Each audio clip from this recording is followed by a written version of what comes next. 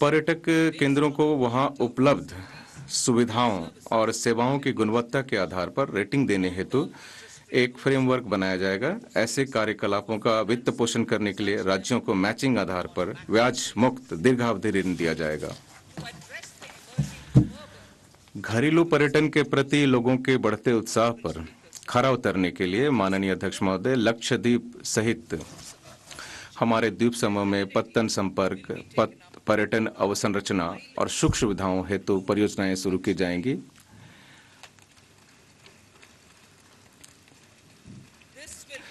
इससे रोजगार सृजन में भी मदद मिलेगी।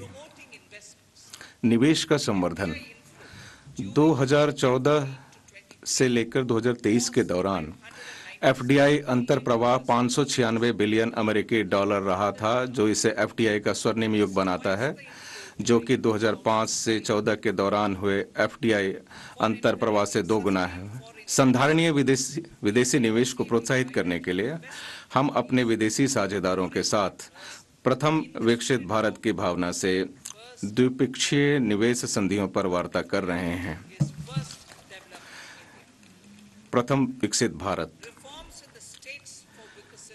विकसित भारत के लिए राज्यों में सुधार। विकसित भारत के सपने को साकार करने के लिए राज्यों में समवृद्धि और विकास के अनेक समर्थकारी सुधार किए जाने की जरूरत है। इस वर्ष 50 वर्ष के ब्याज मुक्त ऋण के रूप में 75,000 करोड़ रुपए का प्रावधान करने का प्रस्ताव किया गया है, ताकि राज्य सरकारों के उन सोपानित सुधारों को मदद पहुंचाई जा सके। समाज से जुड़े बदलाव।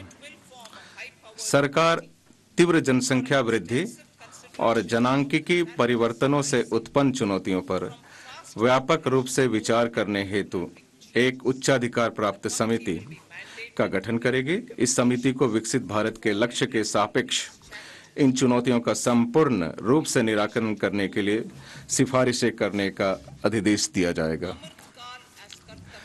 कर्तव्य काल के रूप में अमृत काल। हमारी सरकार उच्च समृद्धि के साथ अर्थव्यवस्था को सशक्त बनाने और इसका विस्तार करने और लोगों की आकांक्षाएं पूरी करने के लिए उपयुक्त परिस्थितियां तैयार करने हेतु प्रतिबद्ध है।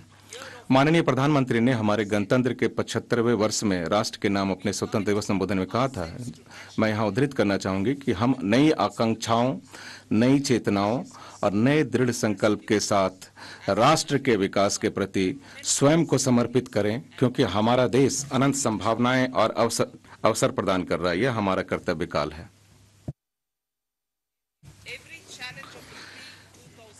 हमारे आर्थिक प्रबंधन और शासन के बल पर हम वर्ष 2014 से पहले के दौर की प्रत्येक चुनौती से उबर गए हैं। इन प्रयासों ने हमारे देश को सतत उच्च समृद्धि के संकल्प पथ पर आगे बढ़ा दिया है। यह सब हमारी सही नीतियों, सच्चे इरादों और उपयुक्त निर्णयों के कारण ही संभव हो सका है। जुलाई में पूर्ण बजट में हमारी सरकार, माननीय अध्यक्ष महोदय, विकसित भारत के लक्ष्य का विस्तृत रोड मैप प्रस्तुत करेगी।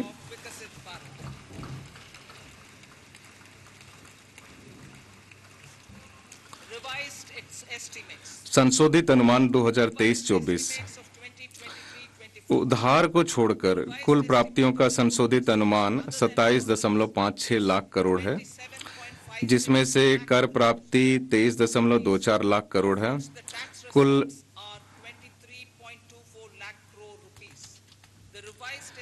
कुल व्यय का संशोधित अनुमान 44.90 लाख करोड़ है।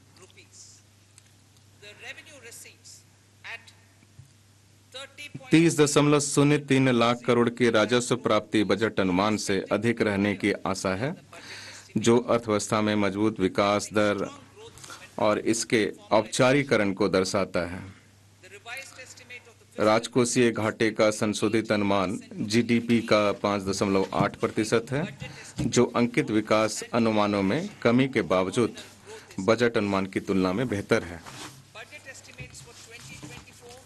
बजट अनुमान 2024-25। वर्ष 2024-25 में उधार में से इतर कुल प्राप्तियां और कुल व्यय क्रमशः 30.80 लाख करोड़ और 47.66 लाख करोड़ रहने का अनुमान है। कर प्राप्तियों के 26.02 लाख करोड़ रहने का अनुमान है।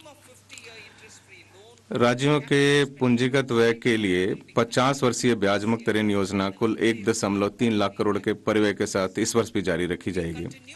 जैसा कि मेरे 2021-22 के बजट भाषण में घोषणा की गई थी, हम वर्ष 2025-26 तक राजकोषीय घाटे को 4.5% से नीचे लाने के लिए राजकोषीय सुदृढ़ीकरण के मार्ग पर निरंतर आगे बढ़ रहे हैं।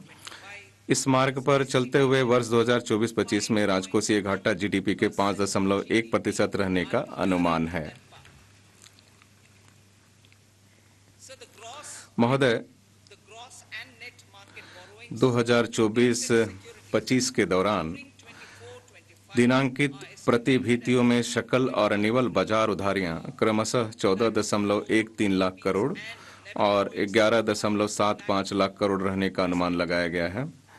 ये दोनों उधारियां वर्ष 2023-24 के उधारों से कम रहेंगी। अब जबकि बड़े पैमाने पर निवेश हो रहा है, केंद्र सरकार द्वारा कम उधार लेने से निजी क्षेत्र के लिए और अधिक मात्रा में ऋण उपलब्ध होगा। लेखा अनुदान। मैं वित्त वर्ष 2024-25 के एक भाग के लिए विनियोग विधेयक के माध्यम से लेखा अनुदान हेतु संसद से अनुमोदन प्राप्त करना चाहूंगी।